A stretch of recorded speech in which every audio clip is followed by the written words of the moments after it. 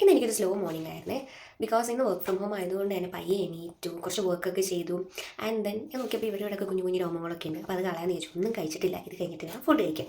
അപ്പം കണ്ട facial hair remover and eyebrow trimmer. ഇത് അടിപൊളിയാണ്, 2 in 1 ആണ്. നന്നായിട്ട് യൂസ് ചെയ്യാൻ പറ്റും. നമുക്ക് ഐബ്രോസും ജസ്റ്റ് എന്താ പറയുക ഒന്ന് ഷേപ്പ് ചെയ്യാനും പിന്നെ ഫേഷ്യൽ ഹെയർ ഒക്കെ റിമൂവ് ചെയ്യാനും ഇതുകൊണ്ട് പറ്റും. ഞാൻ നിങ്ങൾക്ക് കാണിച്ചു.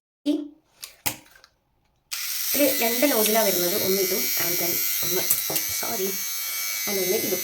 രണ്ടും നൈസാണ്. ഇത് നമുക്ക് ഫേഷ്യൽ ഹെയർ റിമൂവ് ചെയ്യാനും വരുന്നതാണ് ഇത്. സിമിലർലി നമ്മൾ ചെയ്തപ്പോൾ തന്നെ ഇത് ഓൺ ചെയ്യുക. ഇവിടുത്തെ ജസ്റ്റ് ഇങ്ങനെ റൊട്ടേറ്റ് ചെയ്ത് കൊടുക്കുക. അപ്പം ഹെയർസൊക്കെ റിമൂവ്. ഞാനിത് ആമസോണിൽ നിന്നാണ് വാങ്ങിച്ചത്. അപ്പോൾ നിങ്ങൾക്ക് വേണമെങ്കിൽ ലിങ്ക് ഒന്ന് കമൻറ്റ് ചെയ്യുക, ലിങ്ക് ഇട്ടുതരാം. നൈസാണ്. ഈ ഞം എന്തെങ്കിലും കഴിക്കുക. ഒന്നും കഴിച്ചിട്ടില്ല. 1:45 സമയം. നാട്ടിലായിരുന്നെങ്കിൽ നേരെ കിച്ചണിൽ കയറിയിട്ട് ചെന്നാൽ മതിയായിരുന്നു. എന്തെങ്കിലുമൊക്കെ ഉണ്ടാക്കി വെച്ചിട്ടുണ്ടായിരുന്നു. ഇതിപ്പോൾ വേറെ വഴിയില്ലല്ലോ. നമുക്ക് എന്ത് ചെയ്യാം, കുക്ക് ചെയ്യാം. കണ്ടാ, നമുക്ക് ഈ പ്രോൺസ് ഫ്രൈ ചെയ്യാം. ഇത് കോട്ട് ചെയ്തിട്ട് വാങ്ങിച്ചിട്ടുള്ളതാണ്, ഓൾറെഡി കോട്ടഡാണ്. നമുക്കിത് ഫ്രൈ ചെയ്ത് നോക്കാം. UK വന്നിട്ട് 1 വർഷമാവാനേ. അതുകൊണ്ട് തന്നെ എല്ലാം ഉണ്ടാക്കാൻ പഠിച്ചു. ഇനി ഒന്നും ഉണ്ടാക്കാനില്ല. മന്തി, ബിരിയാണി, ചിക്കൻ ഫ്രൈ, ചിക്കൻ മന്തി, fried rice, sambar, fish curry എല്ലാം അറിയാം. എന്നാലും മടിയാണ്.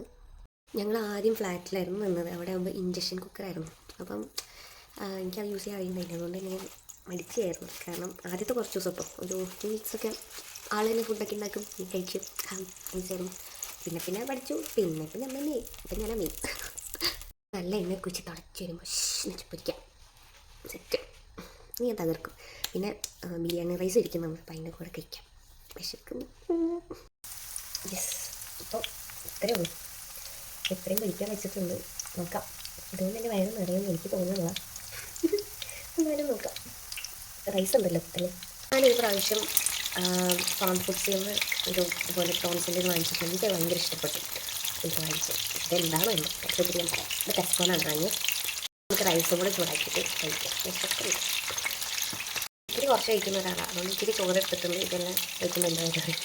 അങ്ങനെ ചൂടാക്കാം. എന്നിട്ട് നമ്മൾ മയോണൈസും ചട്നിയും പിന്നെ കോൺഫറിയും ഒക്കെ കൂടെ കഴിക്കും. ഉണ്ടല്ലോ ഉണ്ടാവും. ഇവിടെ മുകളിൽ കാണിച്ചു തരാം.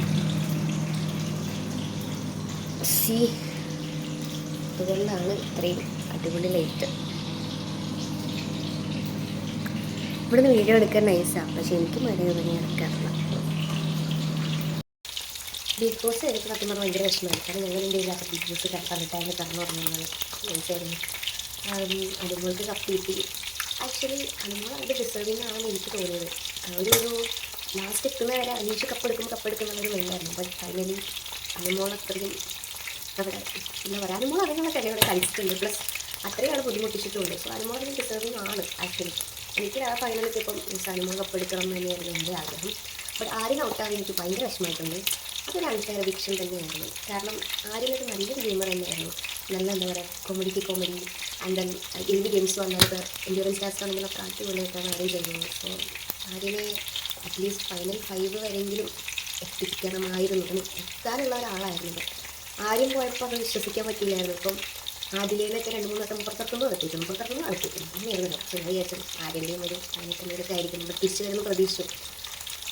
എൻ്റെ ഗെയിം. സോ ഗെയിമിൽ അങ്ങനെയൊക്കെ നടക്കും. ഒരു സ്റ്റേജ് കഴിയുമ്പോൾ നല്ല സ്ട്രോങ് പ്ലെയേഴ്സിനൊക്കെ പുറത്തിറക്കുന്നതൊക്കെ മുന്നേ ഉണ്ടായിട്ടുള്ളതൊക്കെ ഞാൻ കണ്ടിട്ടുണ്ട്. സോ എന്ത് ചെയ്യാനല്ലേ. ഇതേ നമ്മുടെ ഫ്രൈ ഇച്ചിരി ഉള്ളൂ, പക്ഷെ കഴിച്ചിട്ടില്ല. കഴിച്ചു നോക്കാം. പക്ഷെ അതൊരു എളുപ്പമുള്ള ഗെയിമല്ല. ഫോണൊന്നും ഇല്ലാതെ എങ്ങനെയല്ല നമ്മളവിടെ സർവൈവ് ചെയ്യുക. എനിക്കൊക്കെ പറ്റുമെന്ന് എനിക്കറിയാൻ പാടില്ല.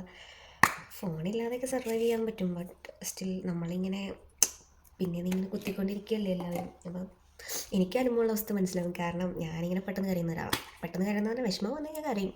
ബേസിക്കലി നമുക്ക് സങ്കടം വന്നാൽ കണ്ണെന്ന് കരയും. അതിപ്പോൾ നമ്മൾ വിചാരിക്കേണ്ട ആവശ്യമൊന്നുമില്ല. കണ്ണ് നിറഞ്ഞു പോകും, കരഞ്ഞു പോകും. മീൻസ് സന്തോഷം വന്നാൽ സന്തോഷിക്കും, സങ്കടം വന്നാൽ സങ്കടപ്പെടും.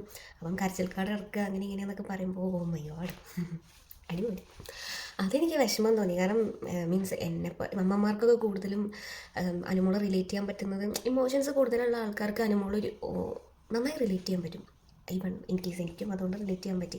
അല്ലാതെ ചുമ്മാ കരച്ചിൽ കാർഡ് ഇറക്കുന്നൊന്നുമല്ല. സങ്കടം വരുമ്പോൾ സങ്കടം വരും. അനുമോൾ പുറത്തിറങ്ങിയിട്ടും സങ്കടപ്പെടുന്നുണ്ടല്ലോ, കരയുന്നുണ്ടല്ലോ. അതെന്താ ഗെയിമാണോ, പാർട്ട് ഓഫ് ഗെയിമാണോ? അല്ല. She is like that. So അത് ഒരു സമയം കഴിയുമ്പോൾ പിന്നെ ബാക്കിയുള്ളവർ ഇതൊക്കെ പറയുന്നത് അതും അവരുടെ ഒരു പാർട്ട് ഓഫ് ഗെയിമാണ്. പക്ഷേ അനുമോൾ ഒരു ഫൈനലൊക്കെ എത്തിയപ്പോൾ വമ്പൻ ഭയങ്കര സ്ട്രോങ് ആയി. ഓ മൈ ഗോഡ്, എനിക്കൊന്നും പറയാനില്ല, അത്രയും സ്ട്രോങ് ആയി. സോ നല്ലൊരു സീസണായിരുന്നു കമ്പാരിറ്റീവ്ലി. സോസ് കൂട്ടിയിട്ടായിരിക്കും രസം. നമുക്ക് സോസ് കൂട്ടിച്ചേക്കാം. ചിനിമൻ എന്നൊരു സോസ് വെക്കാനല്ല. ഓക്കേ, സോ നല്ല കറുമുറ്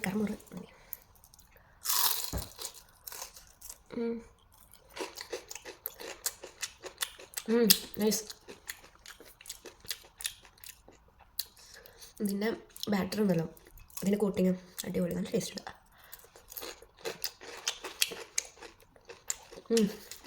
അപ്പം ഇത് കഴിഞ്ഞിട്ടും ഷൂട്ടുണ്ട്, ഷൂട്ടിന് പോകണം. അത് കഴിഞ്ഞിട്ടപ്പോൾ വരുന്നു. അപ്പോൾ ശരി, ബൈ.